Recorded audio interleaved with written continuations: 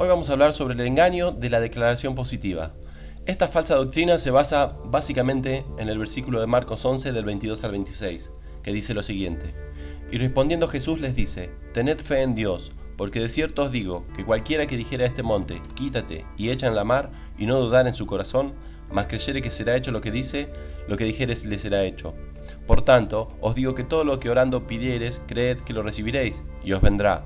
Y cuando estuviereis orando, perdonad, si tienes algo contra alguno, para que vuestro Padre, que está en los cielos, os perdone también a vosotros vuestras ofensas. Porque si vosotros no perdonareis, tampoco vuestro Padre, que está en los cielos, os perdonará vuestras ofensas. Bueno, y ahora vamos a explicar por qué se trata de una falsa doctrina. En la confesión positiva dentro de la Iglesia de Dios se ha hecho muy común, y los siervos líderes y las congregaciones sanas hoy en día lo tienen en sus iglesias como parte de la enseñanza bíblica. Por ejemplo, los metafísicos cristianos, entre comillas, enseñan que los cristianos deben confesar, decretar, declarar. Ellos dicen así: decretamos la sanidad para tu vida, declaramos prosperidad para tu vida. Pero bueno, inmediatamente nos asalta la pregunta: ¿es bíblico decretar? Y yo te digo, no es bíblico, para nada. Fíjate, el decretar es parte de la falsa doctrina del movimiento de confesión positiva, y esta doctrina enseña que podemos tener cualquier cosa con tan solamente confesar o decretar positivamente el pensamiento que desees, tan solo repitiendo constante y positivamente lo siguiente: lo creo, lo confieso o lo recibo. Este concepto no es para nada cristiano, sino un concepto metafísico. Antes que nada vamos a ver de qué se trata la metafísica. En pocas palabras, Aristóteles fue el principal representante y escribió 14 libros. La metafísica estudia los principios más elevados del pensamiento y el lenguaje humano, y de ahí es donde se desprende la confesión positiva. Según la metafísica, con el simple hecho de confesar, declarar o decretar que sos una persona de éxito, simplemente serás una persona de éxito. Y bueno, el problema es que esta filosofía de los años 80 se introdujo al cristianismo. Lo introdujo el pastor coreano David Paul Yonggi-Cho, el cual también escribió un libro llamado La Cuarta Dimensión. Y allí él expuso su pensamiento filosófico metafísico, en el cual hablaba del pensamiento positivo. Posteriormente fue introduciéndose al cristianismo. Hay muchos pastores en los Estados Unidos que lo comenzaron a expandir, y desgraciadamente en la actualidad hoy tenemos el cristianismo mezclado con la filosofía metafísica. Los metafísicos cristianos usan justamente el pasaje bíblico de Marcos 11:23. Este pasaje es el que ellos usan para justificar su práctica, y que además de todo, ellos han hecho una doctrina de este versículo. Y bueno, ahora vamos a ver si en realidad hay algunas evidencias bíblicas acerca del pensamiento positivo. Cuando estudiamos la Biblia, debemos considerar siempre el contexto bíblico, pues eso es lo que enseña la regla de la hermenéutica. Si consideramos el contexto bíblico de este versículo que se encuentra, al querer considerar el contexto tendríamos que leer en el caso del capítulo 11 de Marcos para ver las circunstancias de los hechos y los motivos de esta expresión del Salvador. Cuando pronunció este versículo, y de los cuales estos metafísicos se agarran, consideremos el 1 al 11. Jesús entra en Jerusalén en un asno, y la gente gritaba de júbilo y decían: Hosana, bendito el que viene en el nombre del Señor. Después seguimos leyendo en el versículo 12-19, y dice que Jesús tuvo hambre, y viendo de lejos una higuera, fue a ver si había algo de comer en sus frutos, y no encontró nada, porque no era su tiempo en la higuera para dar fruto. La higuera representa a Israel.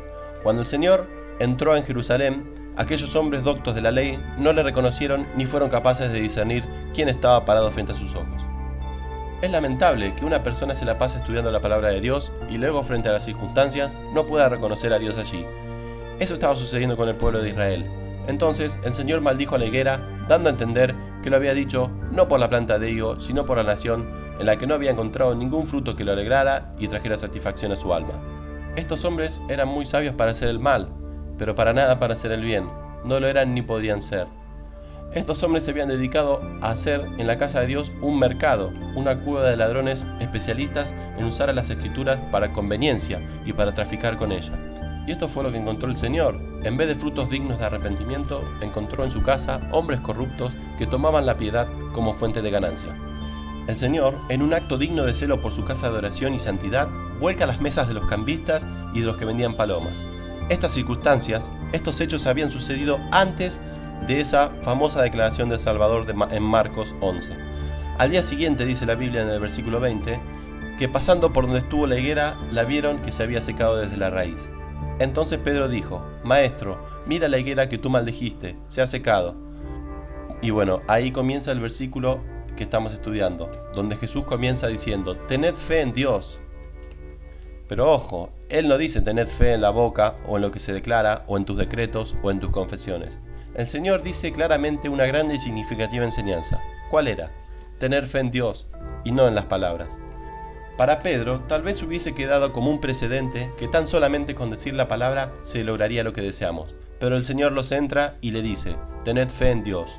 Y sigue diciendo, de decírtelo os digo que cualquiera que dijera a este monte quítate y échate en el mar y no dudar en su corazón, sino creyere le será hecho, lo que diga le será hecho. Son estas últimas frases las que toman los metafísicos para decir, el Señor lo dijo y porque lo dijo también lo digo. Sí, pero fíjate, el Señor sigue añadiendo, leyendo por favor todo el contexto, y dice, versículo 24, por tanto os digo que todo lo que pidiereis orando, lo recibiréis. Entonces, el Señor dice que todo lo que pidiereis orando, no declarando, decretando, ni confesando tampoco, sino orando. Ahora bien, ¿qué significa orar? Es pedir, rogar, suplicar, con ruegos y con humildad.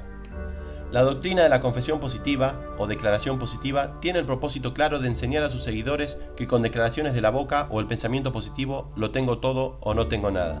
Entonces, estos ya no necesitan de Dios, ya no necesitan pedir, orar, suplicar, sino que ellos mismos son capaces de lograr lo que quieren. Entonces, el Señor enseñó que todo lo que pidiéramos orando lo recibiríamos. Las condiciones para que nuestras oraciones sean respondidas las encontramos en San Juan 15:7. Si permaneciereis en mí y mis palabras permanecieren en vosotros, pedid todo lo que queréis, y será hecho. Y otra vez vuelvo a pedirles ojo, que tengan cuidado, porque dice pedid, no declara, ni decreta, ni confesar. Pero alguno por allí dirá, eso no funciona. Y la Biblia dice por qué no funciona.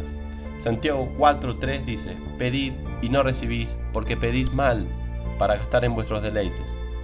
Cuando oramos mal, no recibimos respuesta de Dios, y mayormente la gente desea más las cosas materiales y terrenales. Por ejemplo, si yo soy cristiano y me pongo a pedir a Dios, Señor, por favor, quiero sacarme el loto, para tener dinero, casas, autos y todas las comodidades, y me la paso orando de esa forma, y empieza a crecer en mí un deseo de querer ser rico, y a la vez me siento totalmente defraudado porque Dios no me responde, entonces estoy por el mal camino. Por supuesto que a Dios no le agrada que pidamos así. Una de las razones y verdades bíblicas es cuando nos dice en Colosenses 3 del 1 al 3. Si pues habéis resucitado con Cristo, buscad las cosas de arriba, donde está Cristo sentado a la diestra de Dios. Poned la mira en las cosas de arriba y no en las cosas de la tierra, porque habéis muerto y vuestra vida está escondida con Cristo en Dios. Y si yo le pido a Dios de corazón y le digo, Señor, me he dado cuenta que me gustan las riquezas, las comodidades y los lujos, las cuales me separan de ti. Me he dado cuenta, Dios mío, de esto. Te suplico que me ayudes a cambiar, dame un nuevo corazón, un nuevo sentir, ayúdame a estar contento con lo que tengo. Entonces, seguramente el Señor se agradará de mi pedido y de mi súplica y me responderá porque es de acuerdo a su voluntad. La enseñanza es la siguiente. Estos pasajes nos enseñan: 1. A tener fe en Dios y no en nuestras declaraciones. 2. A pedir nuestras necesidades a Dios por medio de la oración. Y 3. Creer lo que hemos pedido a Dios en oración para recibirlo. La conclusión es la siguiente, Levíticos 26:3. Si anduvieres en mis decretos y guardares mis mandamientos y los pusieres por obra. Acá, Dios habla a los hombres y mujeres que guarden y estén dentro de sus decretos y no los suyos propios.